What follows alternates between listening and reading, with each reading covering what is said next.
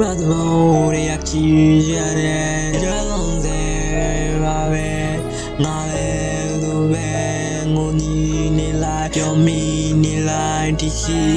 တဲ့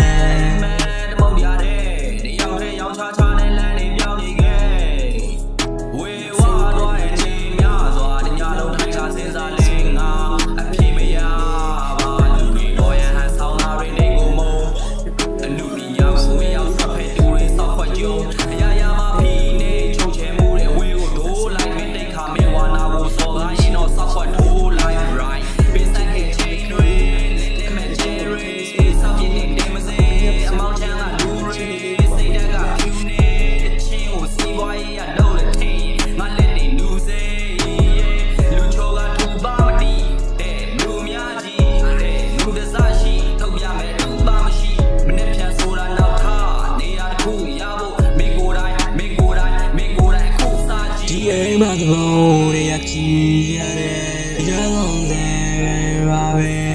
ငါလည်းသူပဲငိုညီနေလိုက်ပြောမိနေလိုက်ဒီရှိတဲ့စိတ်ထဲလေးကြားလေ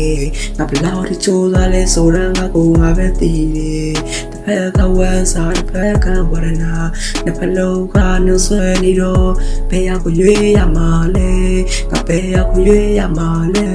စဉ်းစားရခဲ့မစိတ်ထဲလေးကြားလေငါဘလောက်ထိချိုးသားလဲဆိုတော့ငါကိုငါပဲတည်တယ်တစ်ဖက်ကဝမ်းစားတစ်ဖက်ကဝရနာနှစ်ဖက်လုံးကနှုတ်ဆွဲနေတော့ဘယ်ရောက်ကိုရွေးရမှာလဲငါစဉ်းစားရခဲ့ဝင်မရှိလို့ငါကြည့်ဦးနေလေဝေးခဲ့ရတယ်ပုံချင်လေးရောက်လက်ခံခဲ့ရတယ်တကယ်လေးကြားလို့မခံရင်စိတ်နဲ့ငါကြိုးစားနေငါအောင်မြင်ရမဆိုပြီးပြင်တော့အဲ့ဒီတဲမှာချင်းနဲ့ရေးပြီးဘောကွက်တလန်ငါအောင်မြင်ဖို့ဆိုတော့လားမရှိငါမှတပြားမှမရှိအဲ့တော့ဘောကိုရိုးကန်ပြီးဘွားလေးချောင်းကိုချင်းရေးပြီးတွေးမိမေးမိငါအောင်မြင်လို့ဘာလို့အဲ့လေ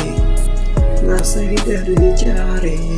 ငါဘလောက်ထိကြိုးစားလဲဆိုတော့ငါကိုငါပဲတည်တယ်ဒီအိမ်မှာတော့စားခီးရတယ်ရလုံးစားလို့ဆွဲနေပါပဲဘယ်ရောက်ကိုရွေးရမှာလဲဘယ်ရောက်ကိုရွေးရမှာလဲပြောမိရတဲ့ဒီရှိရတဲ့